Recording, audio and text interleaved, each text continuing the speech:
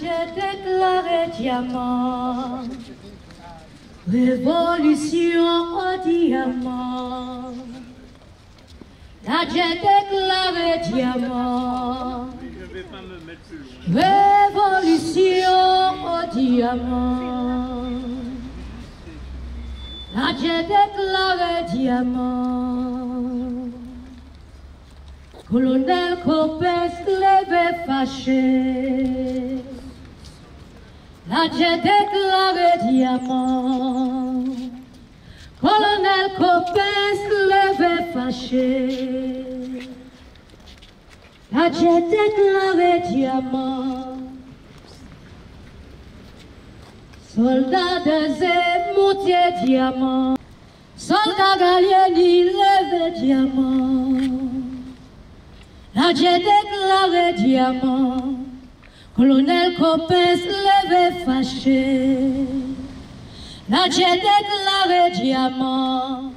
Colonel la levé fâché. J'ai déclaré diamant. 10 camarades tombés diamant. J'ai déclaré diamant. Soldat d'Azé, levé diamant. J'ai déclaré diamant. Respect pour yo, respect pour yo. J'ai déclaré diamant. Révolution au diamant.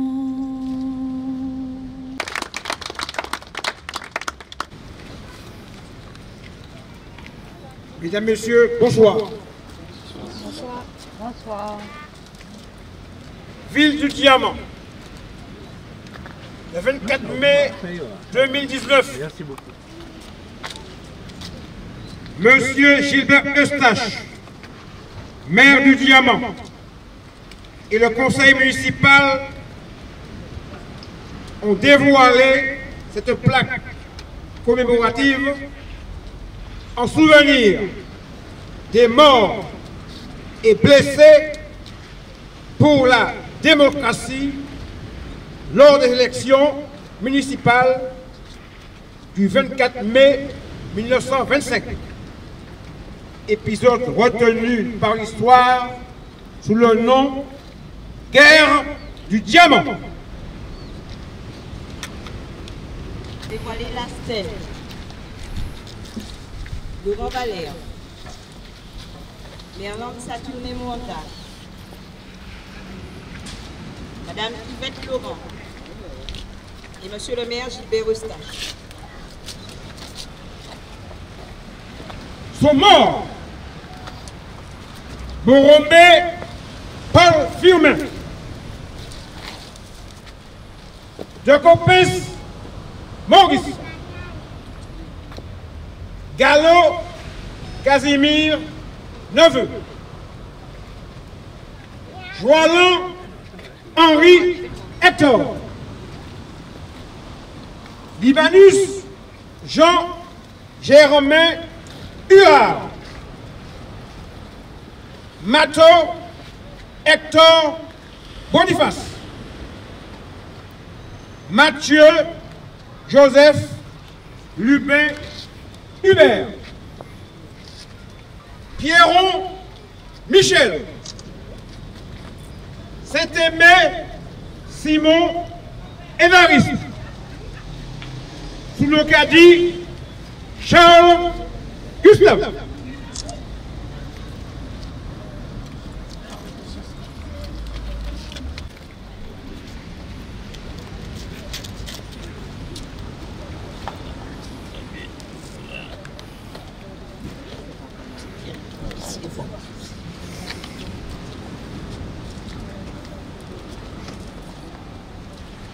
Nous ne pouvons qu'applaudir l'œuvre de M. Laurent Valère. Je passe la parole et qui dira quelques mots sur cette magnifique œuvre d'art. Monsieur le maire, mesdames, messieurs les élus du Diamant, chers amis diamantinois, diamantinoises, chers amis d'ailleurs, merci de votre présence. Monsieur le maire, je vous remercie de la confiance que vous m'avez accordée, parce qu'en réalité, vous ne saviez pas ce que c'était, puisque vous découvrez à l'instant l'œuvre. Je voulais vous dire que cette initiative de la ville du Diamant posait un défi, on va dire, artistique, parce que en réalité, quand vous regardez cette place du Diamant, il y a beaucoup d'éléments déjà, il existe déjà beaucoup de choses. Il y a beaucoup de travail qui a été fait. On a le monument aux morts, la pierre à 3 pointes, on a le monument de Madame Toula, on a le kiosque, des arbres. Il fallait trouver le moyen de mettre ici quelque chose qui ne fasse pas concurrence à ce qu'il y avait déjà. Et donc, l'idée était adoptée de faire quelque chose plutôt d'horizontal. D'horizontal, c'est-à-dire visible par le promeneur, de façon à ce qu'il puisse, sans effort, lire ce qui s'est passé ici. Le deuxième choix que nous avons fait, c'est un choix pédagogique à l'inspiration du maire du Diamant, puisqu'il fallait que les noms des gens, les noms des familles, parce que la guerre, ce qu'on appelle la guerre du Diamant, on vous en parlera tout à l'heure, a marqué considérablement la ville du Diamant. Et quand on y habite, on découvre au fur et à mesure que ça fait partie du tréfonds de la commune. Donc les noms des morts sont indiqués. Il n'y a pas les noms des blessés parce qu'il fallait trouver de l'espace pour laisser des noms les plus grands possibles. Et puis, enfin, on a installé ça ici parce que c'est dans une optique de partage pour que le visiteur, celui qui passe au Diamant, puisse sans difficulté prendre connaissance de la guerre du Diamant. Ça fonctionne de jour avec le contraste et de nuit avec l'éclairage, le rétroéclairage. Et puis, on a installé tout autour de cette stèle qui est en inox ciselé au laser, on a installé des bougainvilliers qui sont amenés à se développer de façon à ce qu'ils créent un écrin pour les morts du Diamant. Voilà, donc en réalité, je fais une double livraison aujourd'hui, à la fois au maire du Diamant, mais aussi à ses services techniques qui auront la charge d'entretenir les bougainvilliers, parce qu'on sait que le bougainvillier, c'est une plante qui a de l'énergie, c'est aussi le symbole. Je voudrais donc saluer et remercier, donc, le dire et le redire, les services techniques de la ville du Diamant, ses services administratifs, et puis aussi ma garde noire, c'est-à-dire Odile Lagarde, Marie Lampigny, et puis Dédé Pompière. Mesdames, Messieurs, je vous souhaite une bonne soirée.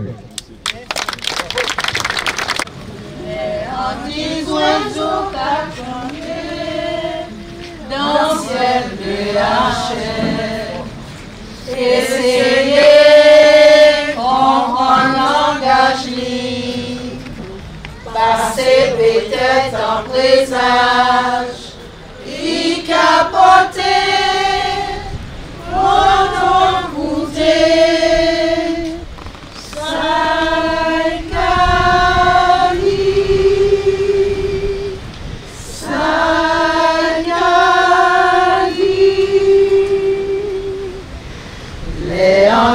oiseaux capotés en nouvelle blanchette.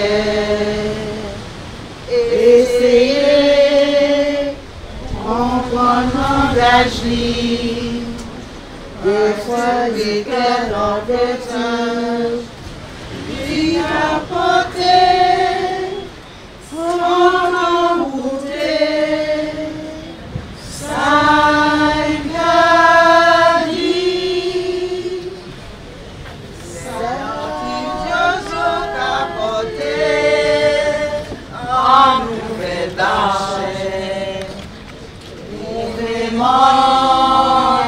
pour décoder, des fois il a averti, ça vous connaît, laissez écouter, ça qu'a dit, ça qu'a dit.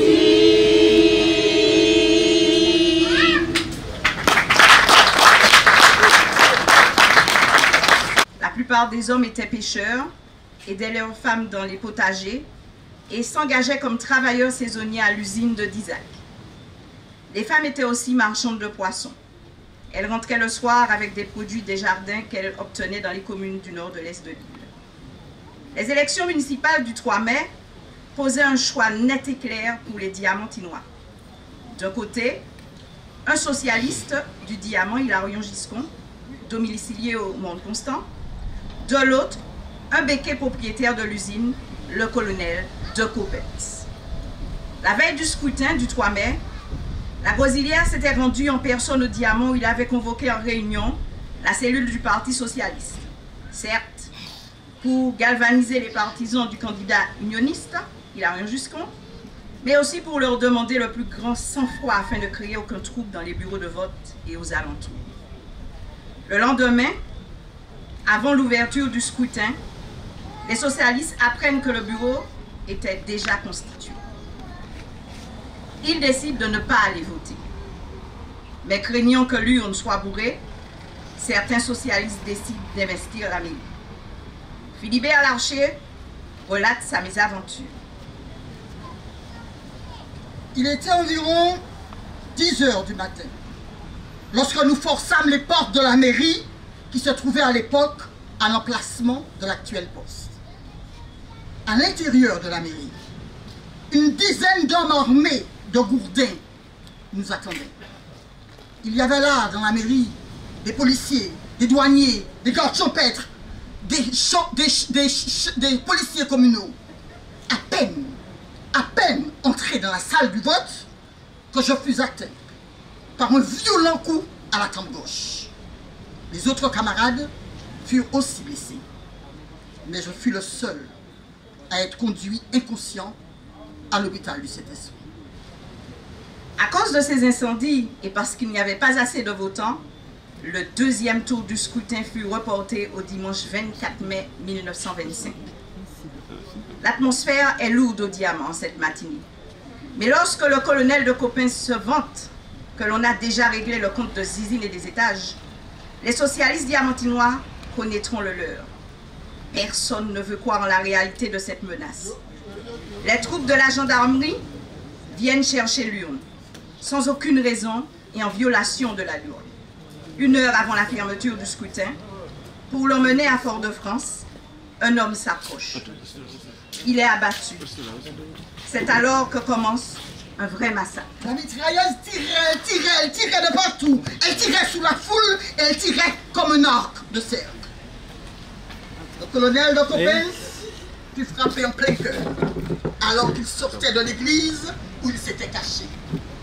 Il remontait la grande rue, aujourd'hui appelée la rue Justéroc, pour contempler son œuvre et ordonner de cesser le feu.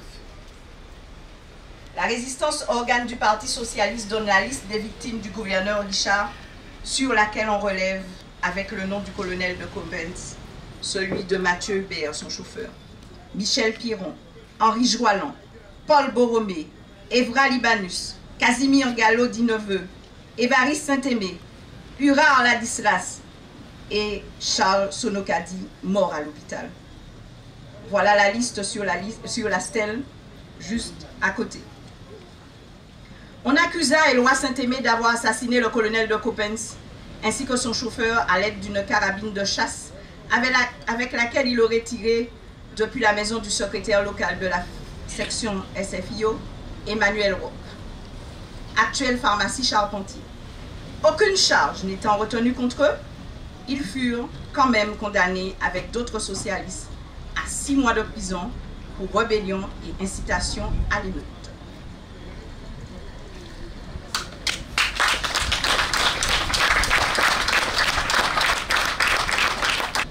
Monsieur le maire, mesdames, messieurs, c'est avec une émotion palpable, rien qu'à voir comme je tremble, que je reçois ce fiole, puisque je suis marraine. Je vous demanderai donc d'excuser cette grande émotion, parce que Monsieur le maire, ses adjoints et Madame la directrice de la culture avons voulu aujourd'hui me faire cet honneur d'être marraine. Marraine d'une commémoration comme celle-ci, ce n'est pas rien. Je réitère donc mes remerciements à toutes ces personnes pour leur choix. Ce titre de marraine me grandit parce qu'il me pousse à écrire encore sur notre histoire. L'injonction au devoir de mémoire est mobilisée ce soir dans un contexte qui lui offre une forte résonance. Lutter contre l'oubli. C'est bien ce que M. le maire et son conseil municipal ont décidé. La pose de cette stèle, c'est un petit caillou posé pour lutter contre l'oubli. Mais pas seulement, M. le maire. Lorsque vous m'avez demandé de marrainer, et je tiens à souligner cette expression nouvelle, mais qui est dans le droit fil de toutes les revendications d'aujourd'hui, lorsque vous m'avez demandé de marrainer cette pose de stèle, j'ai dit oui, car je suis moi-même dans cette réflexion constante sur la portée des mémoires et le rôle de l'historien. Comment, de fait, s'intéresser aux champs relevant de la mémoire et de l'histoire, en l'occurrence ici, de lutte, puisqu'il s'agit bien de ça, de lutte sociale et politique, sans penser aux modalités de transmission de ces savoirs à un large public. Comment, donc, penser des modes d'action et d'intervention transversales? Comment engager des actions et des réflexions autour des questions mémorielles? Quel travail de mémoire? Quel travail d'histoire? Quelle politique territoriale, voire locale, au regard des actions de mémoire? Et surtout, comment relayer ce besoin d'identité et de territorialité et comment s'engager dans la lutte contre l'oubli qui s'affirme comme une véritable exigence sociale. Si le monde associatif est de longue date un acteur majeur des problématiques mémorielles, historiques et patrimoniales, les pouvoirs publics se sont eux aussi emparés, saisis de ces dynamiques jusqu'à les inscrire au sein d'actions mémorielles croisant les histoires personnelles, les histoires collectives et l'histoire des cités, tout cela dans une perspective de transmission. C'est tout le sens, Monsieur le maire, de la commande publique de la ville du Diamant en cette année 2019, avec, bien entendu, l'adhésion de la population. Avec cette stèle posée, la ville du Diamant s'inscrit dans un infléchissement définitif du roman national qui ne célébrait jusque-là, dans l'espace et dans le temps, que la grandeur de la nation et les morts pour la patrie. Avec vous et avec vos prédécesseurs, le devoir de mémoire s'est élargi à d'autres catégories de victimes. Le discours scientifique, souvent demeuré inaudible, le discours de l'histoire, inaudible du grand public, sort de sa marginalité. En d'autres termes, vous le démocratisez et le faites emprunter d'autres langages comme celui de l'artiste, afin de fonder une démocratie culturelle résultant de la jonction entre l'histoire, les mémoires, l'art et le politique. Votre initiative, concrétisée ce soir par cette stèle, concourt à rappeler les événements du 24 mai 1925 qui ont marqué la conscience collective et se fondent sur une connaissance éclairée du passé. Ils sont 10 à être tombés en ce deuxième jour d'élections municipales. Odile en a parlé, premier tour le 3 mai. Nous sommes dans cette Martinique post-esclavagiste, d'aucuns diront entre les deux guerres, où se construit la conscience politique martiniquaise. Et c'est ce qui est fondateur là, avec cette stèle. Cette conscience, ben, qu'est-ce que se passe-t-il? Donc 26 communes procèdent aux élections dès le 3 mai. Et sur ces 26 communes, alors que la Martinique se sentait en union avec l'entente républicaine, les gauches, menée par la Gosilière, 16 communes, les résultats ont donné au 3 mai 16 communes de Martinique, déjà avec des maires du côté de l'Union républicaine, c'est-à-dire du parti, je dirais, de l'usine, représenté par les Louis. Les Martiniquais sentent qu'on est en train de leur confisquer, encore une fois, leur volonté de diriger leur pays. 4 communes, le Carbet, Ajoupa-Bouillon, Ducos et le Diamant, doivent revenir le 24 mai pour un deuxième tour.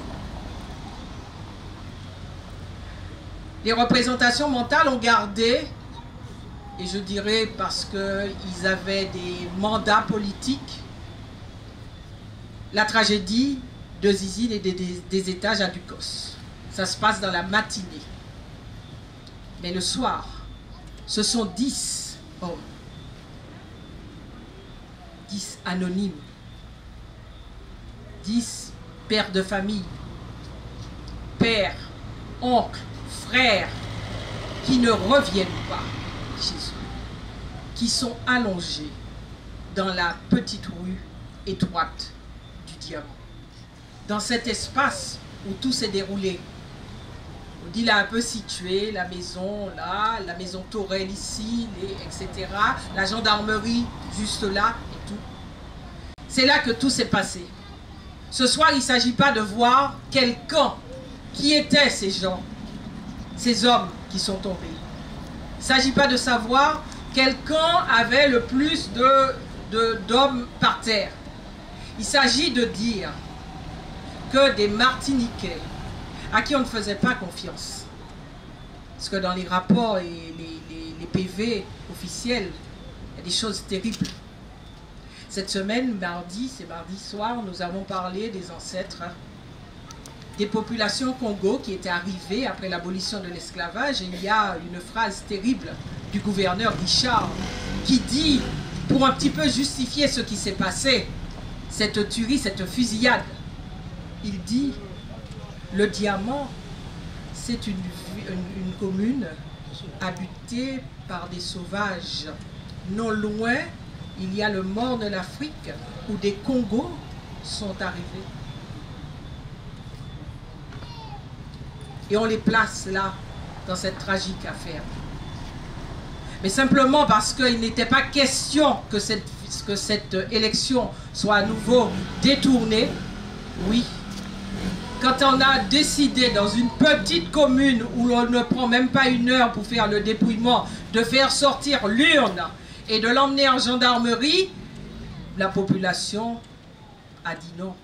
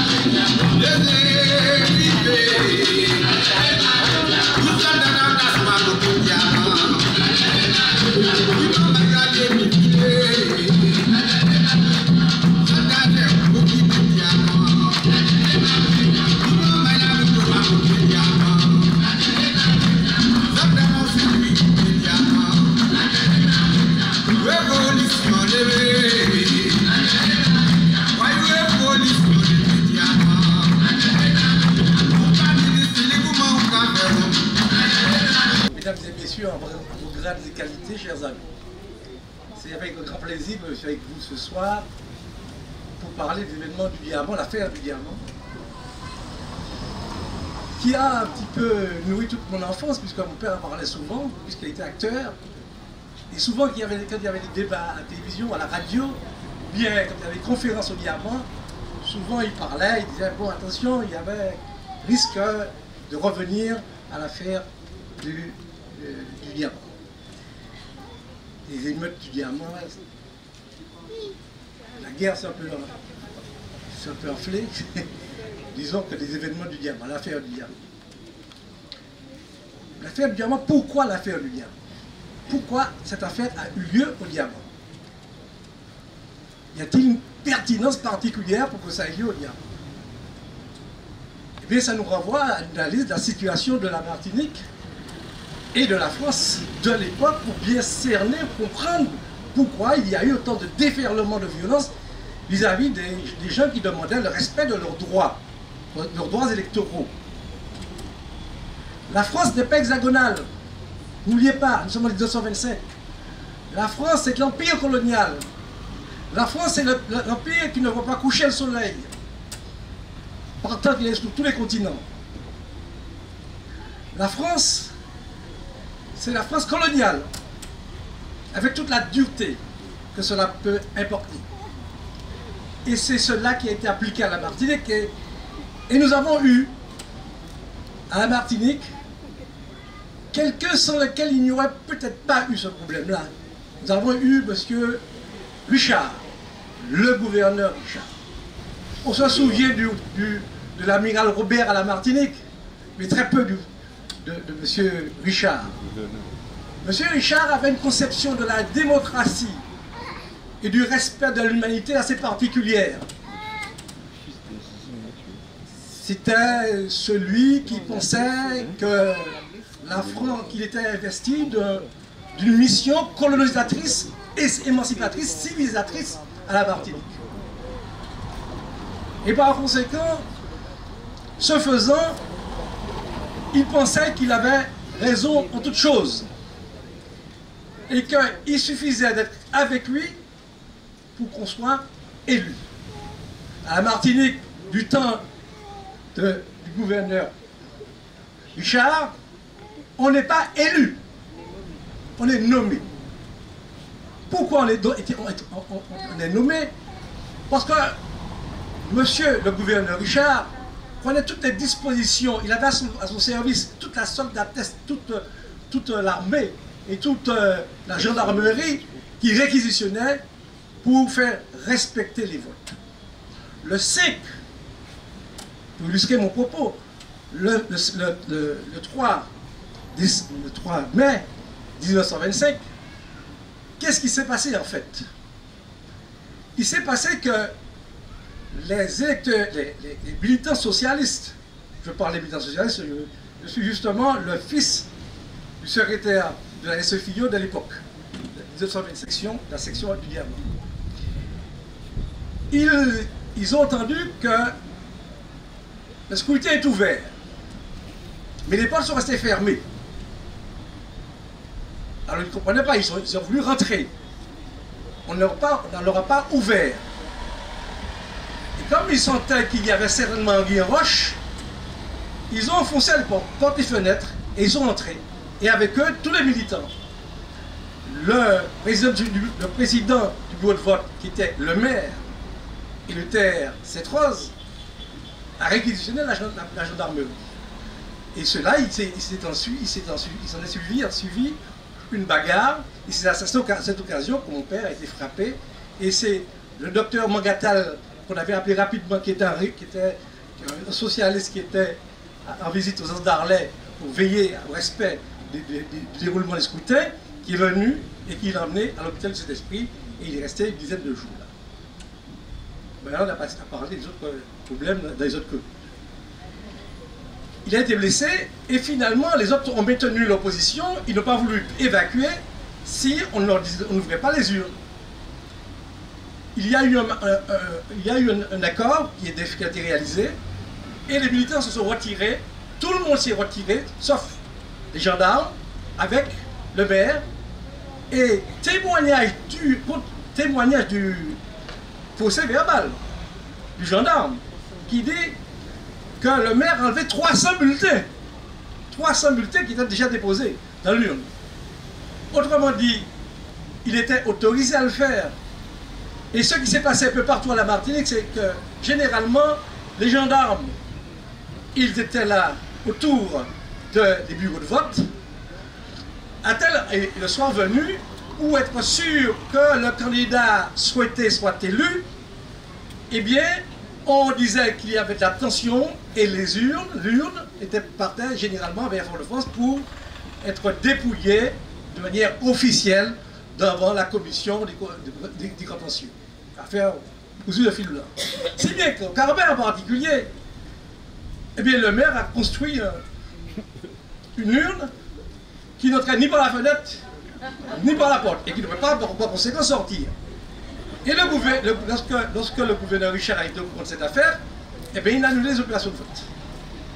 Il a démonté l'urne, il l'a emmené à Fort-de-France, il a fait une propagande là-dessus.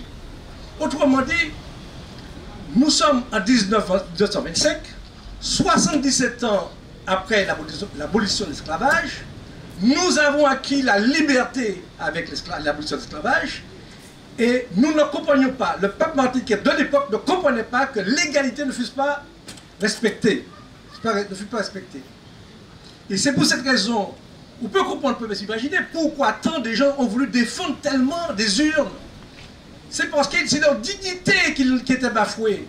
C'est le respect de leur propre entité qui était méconnue, refusé d'être reconnue. C'est pour cette raison qu'ils se sont battus. Ils se sont battus, ils se sont mis debout, ils ont dit non. Et au moment où on a voulu évacuer l'urne vers la caserne de gendarmerie pour plus tard les emmener à Fort-de-France, ils ont compris tout de suite la supercherie.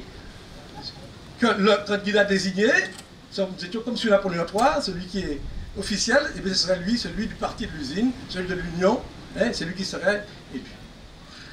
Alors, c'est ça la Martinique. Mais à la Martinique, il faut bien reconnaître. Si les Martiniquais, le peuple martiniquais se bat autant, c'est parce qu'il met tout son espoir dans le scrutin. Il pense que la démocratie lui apportera un jour nouveau. On lui a promis cela, c'est son espoir. Et là, il ne le voit pas, il ne le contient pas. Donc il se bat. Et il se bat avec ses armes. Il se bat avec sa parole. Il ne se bat pas avec des armes. Parce qu'il est pacifique. On a dit que Coppens a été tué par une arme de chasse, c'est pas vrai. Il y a un médecin qui a participé, c'est Martiniquais, c'est le seul, les autres sont des militaires, qui a participé à l'autopsie qui s'est déroulée à Dizac. Pourquoi Dizac? Parce que Dizac était l'habitation de M. Coppens. Il faut savoir, c'est le béquet du coin. Même si c'est habitué à Diamant, c'est le béquet du coin. Eh bien, M. Magalon, docteur Magalon, a reconnu que non, pas du tout. Il n'a pas été abattu par une arme de chasse, mais une arme de guerre.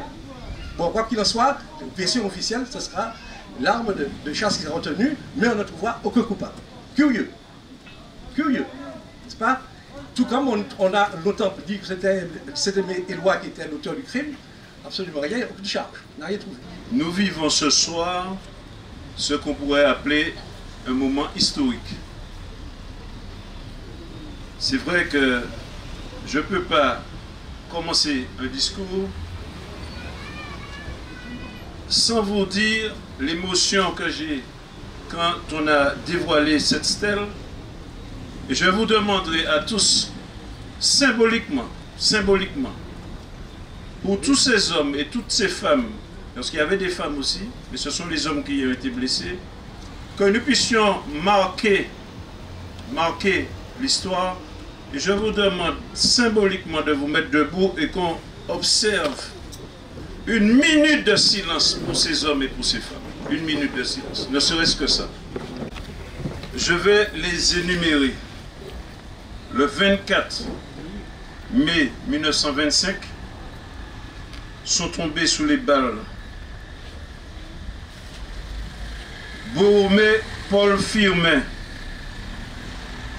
De Coppens Maurice, Gallo Casimir, Joalan Henri, Libanus Jean Germain, Mato Hector Boniface, Mathieu Joseph Lubin, Pierron Michel, Saint-Aimé Simon Évariste, Sounokadi Charles Gustave. Les blessés: Adolphe Duverly, Boromé Julien, Briand Paul, Cléka Jean, Damazi Michel, Jourdain Ambroise Félix, Marie-Angélique Eleter, Namosi Pascal Justin, Sainte-Catherine Jean-François, Thomasine Laurent et Tourelle Gabriel.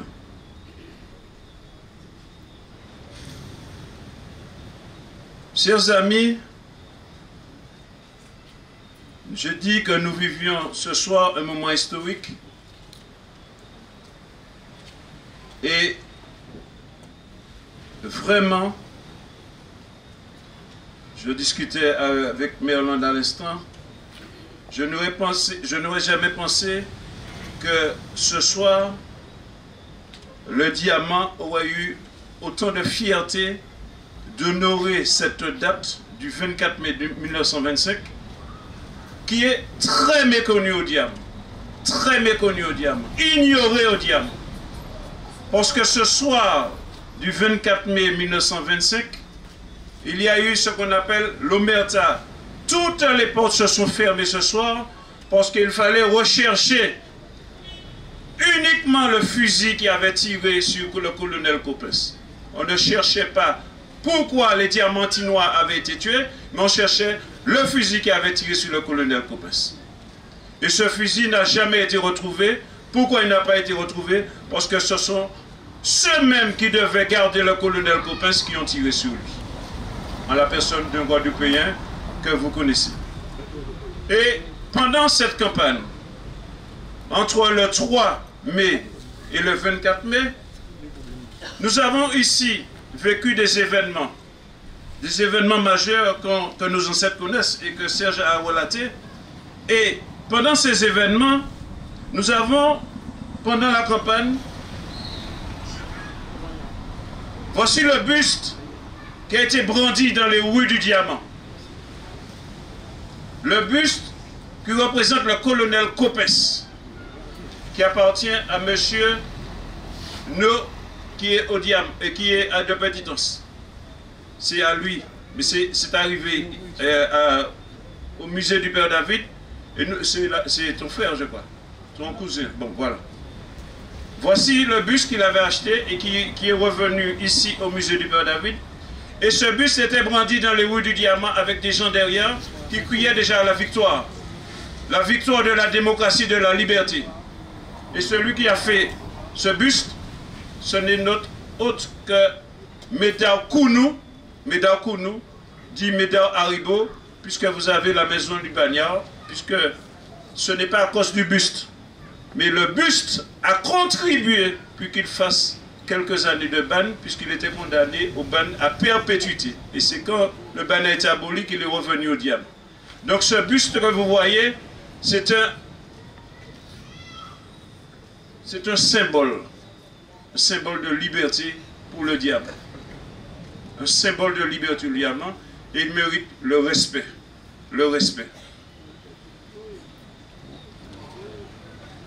La stèle,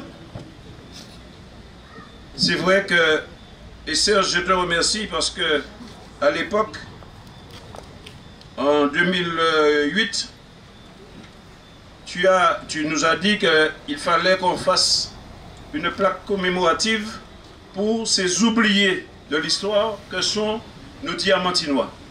Et nous avons inauguré à l'époque une plaque commémorative qui se trouve à la mairie, que tout le monde connaît. Mais j'ai voulu aller plus loin avec le conseil. Et c'est dans la complémentarité que nous allons voulu qu'il y ait une stèle. C'est pour que tout un chacun, en passant dans cette rue, en marchant, puisse découvrir et s'arrêter et lire l'histoire du diamant. Parce qu'il est très facile aujourd'hui de dire qu'on a mis une stèle ou une stèle, il faut savoir ce qui s'est passé au diamant. Et l'histoire est là. c'est vrai que cette histoire nous a bercés tous. Monsieur Gallo, neveu dit Casimir, c'est le frère de ma grand-mère. Et quand on est gamin, il n'y a pas de télé, il n'y a pas de radio, on ne fait que vous raconter les sempiternelles histoires pour vous remémorer ce qui s'est passé le 24 mai 1925. Et cette histoire, je ne la connais pas au cœur parce que ma grand-mère me l'a racontée en long et en large. Eh bien, monsieur Casimir, neveu Gallo, c'est le frère de ma grand-mère.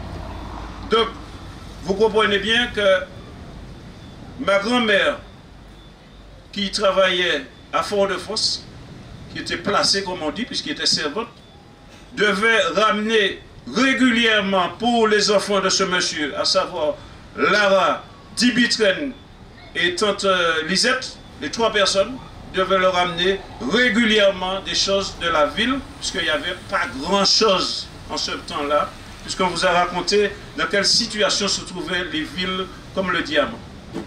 Donc, c'est une page d'histoire importante que nous sommes en train de vivre ce soir, et je voudrais que tout un chacun puisse s'approprier cette stèle.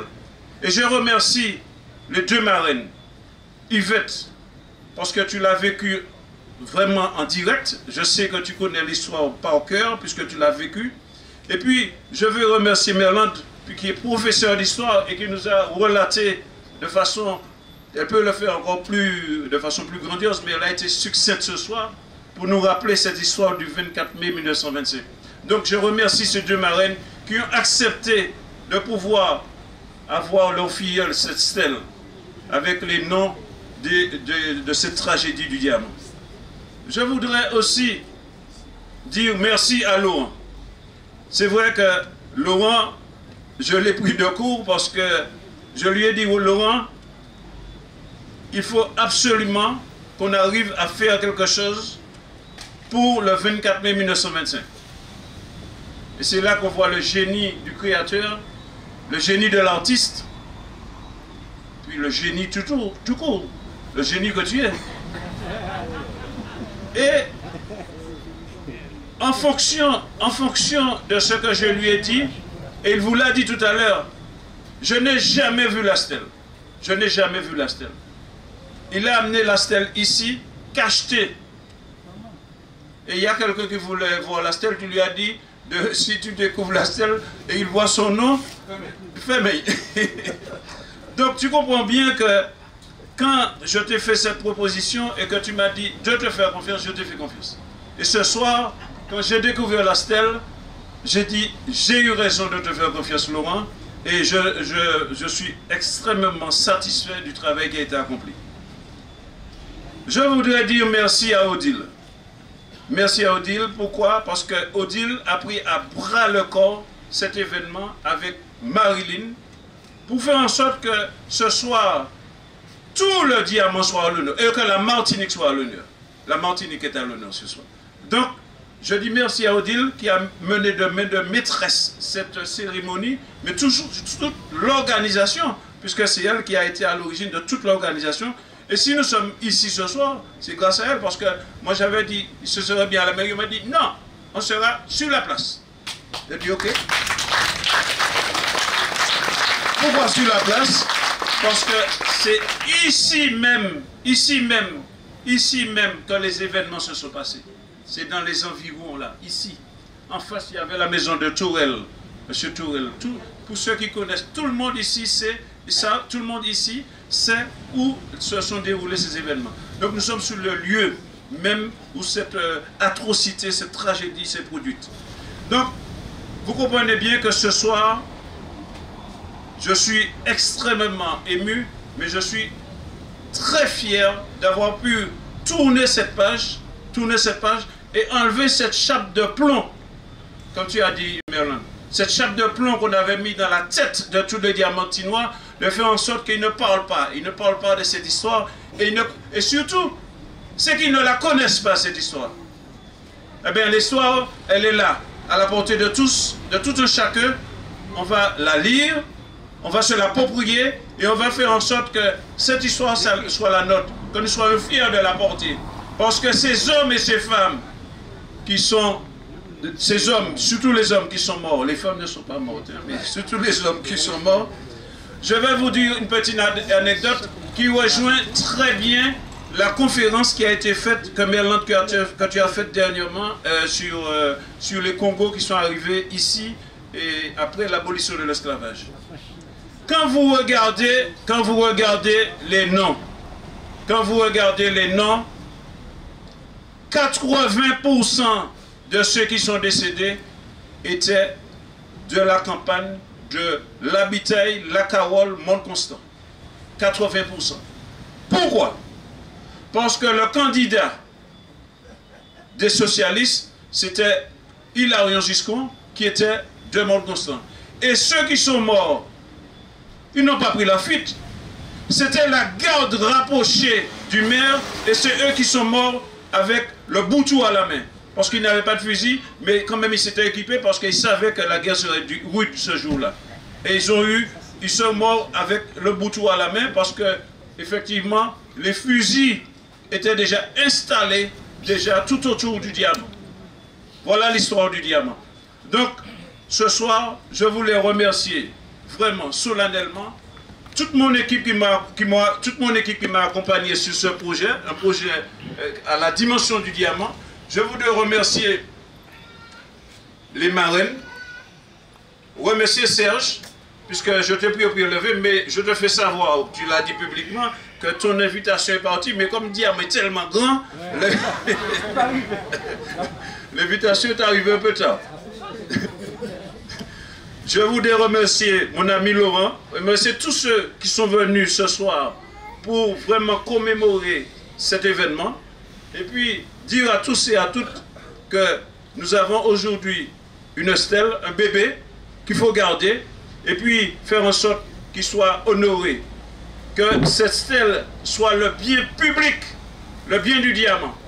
Et que nous puissions nous l'approprier et faire en sorte que cette stèle, je dis merci à Odile pour que cette stèle puisse être une œuvre d'art. C'est une œuvre d'art et que tous les jours nous puissions passer et faire en sorte que la vulgarisation de l'histoire soit quelque chose qui se fera de façon systématique au diable.